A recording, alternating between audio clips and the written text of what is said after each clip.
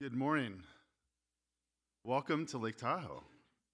How many people, this is your first time in Tahoe, by the way? 75% roughly? Sweet. Awesome. So as John mentioned, we do a lot with media posts. So we've done about 60 media post events in the last 4 years. So a pretty big number. We love getting people together. We do it because of really connecting dots with people and really kind of bringing the industry a little bit smaller each time we do it. We're speaking and sponsoring about 100 events in person over the last 2 years. So obviously the huge tentpoles that you can think of, honestly, these are the intimate ones are my favorite to do. In retail too, for me is kind of near and dear to my heart. I actually started off in 1996 at a retail business. I was in your shoes for over 17 years as running a retailer. Sold the company to Home Depot. Ran top financial service firms. A lot of it was through payments and different things that touched retail. So it's always been exciting. And then I also started the performance practice at IPG as well. So there's a lot we're going to get into as well. So with challenging times as well, which is a big issue right now. A lot of us are going through kind of this new era as we're going through the industry changes. It's not our first rodeo.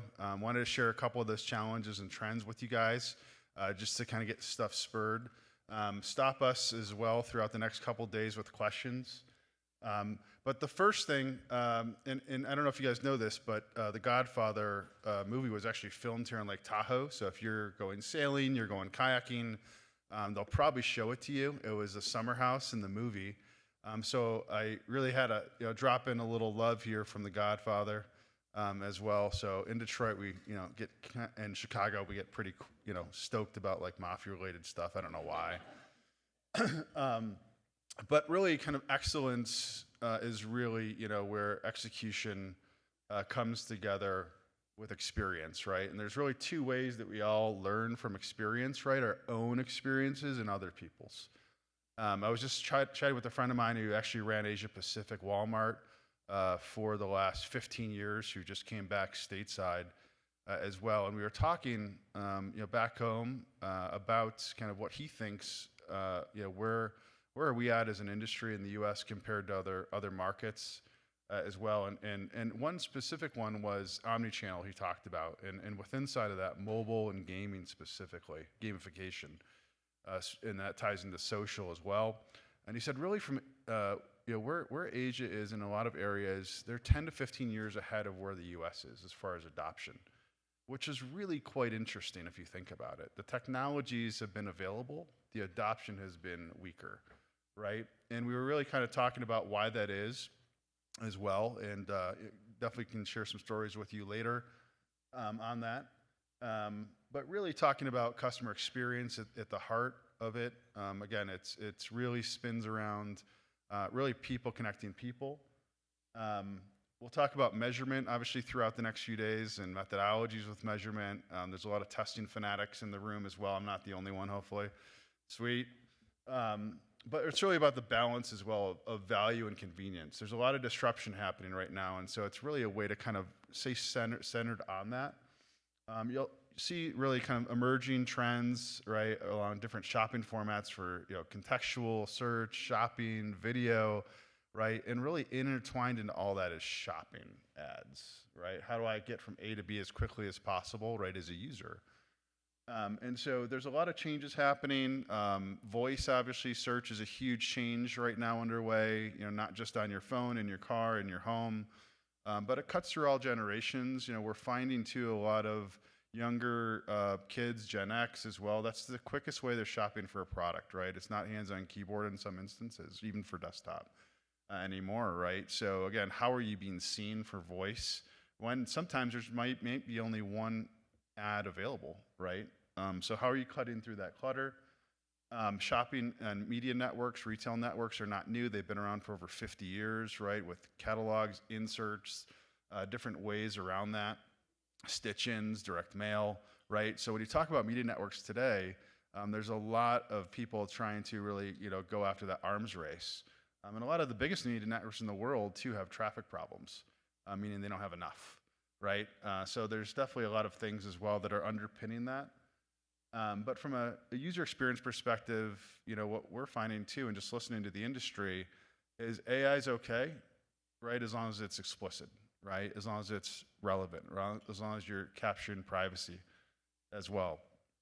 And customers are expecting things at the speed of thought right now, right? So how quickly are you showing products to them as well? How fast is it able to ship to them? There's, again, a lot of disruption in that right now with a lot of other folks in the industry, especially overseas, that are trying to really blanket the US ecosystem with ads as well as e-commerce as well. Timo is a big one right now that we keep on hearing from top retailers that they're disrupting what they're doing, right? Especially on search and shopping platforms as well as video.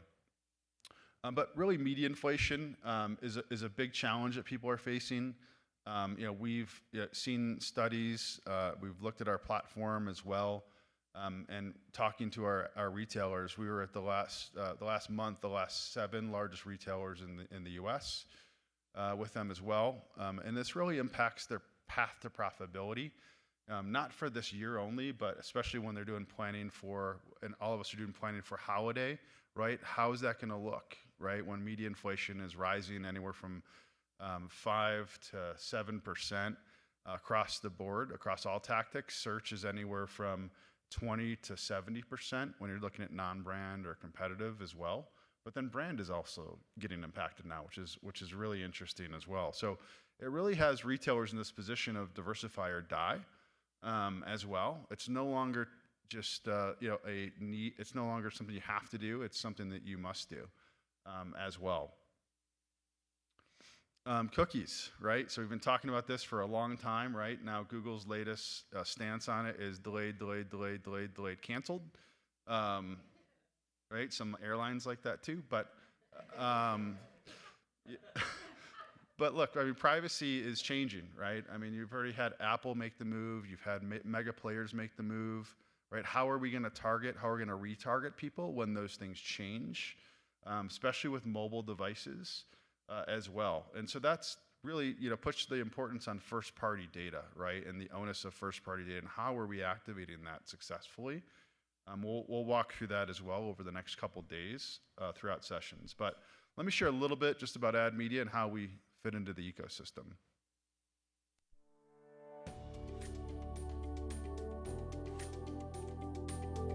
The world is facing huge challenges today, calling for brands and performance marketers to evolve every second and reach their customers in more effective and efficient ways. With Admedia, we're helping your brand reach over 200 million customers in the U.S. while delivering scalable and unmatched return on investment. Admedia's proprietary technology stack provides incremental reach outside of the major search engines and ad networks, processing billions of queries monthly on premium sites. And we don't stop there. Admedia's integrated marketing approach focuses on paid search, contextual marketing, native advertising, mobile, online video advertising, and OTT. With over 2 decades of digital marketing experience across multiple industries, our veteran team is always focused on delivering white-glove, full-service solutions steeped in data analysis and cross-channel high-value audience targeting technology. The way we reach audiences is evolving to engage with customers, and we're here to make sure your brand stays relevant to grow. Admedia, paving the way into a bright new day. So I mentioned first-party data is key. We actually have first-party data on over 230 million people in the U.S., globally beyond that as well. So it's very, very critical, right, that people can access and reach people in new ways. That's why we're here. That's why a number of people are in this room, is really to grow. From an ROI perspective, we usually win 98% of the time. So we welcome the tests. We love bake-offs as well. We do work with the who's who. A lot of us are former Amazonians, Googlers, Yahooers, et cetera, IPGers, right? We've been there. We fight those battles every single day. It's fun. We're passionate about that in a kind of nerdy way, sorry, I guess sometimes. but it's a lot of fun. And so we can certainly walk through case studies over the next couple days, grab a cocktail with people here. My challenge is this: don't leave this event without three actionable ideas you can take back and test and be rock stars, right? Because we're all change agents inside of our companies, right? We're not meant to stay still, right? We're either growing or we're going backwards, honestly. So we do work across the who's who as well. I wanted to, really call out a couple of my colleagues as well. David and Eric as well is back here. So again, there's a lot. We'll be floating around, having fun as well with you guys, learning from each other. And if you love this too, we're actually hosting an Island AdFest event in Dorado Beach, Puerto Rico for about 100 CMOs, heads of digital media, October 6th at the Ritz-Carlton Reserve. So pretty awesome thing. But we love what MediaPost does, John and Seth and Aaron and team. We love the chemistry. So hopefully you guys all learn a lot, have some fun together, and make some new industry friends as well. Thank you.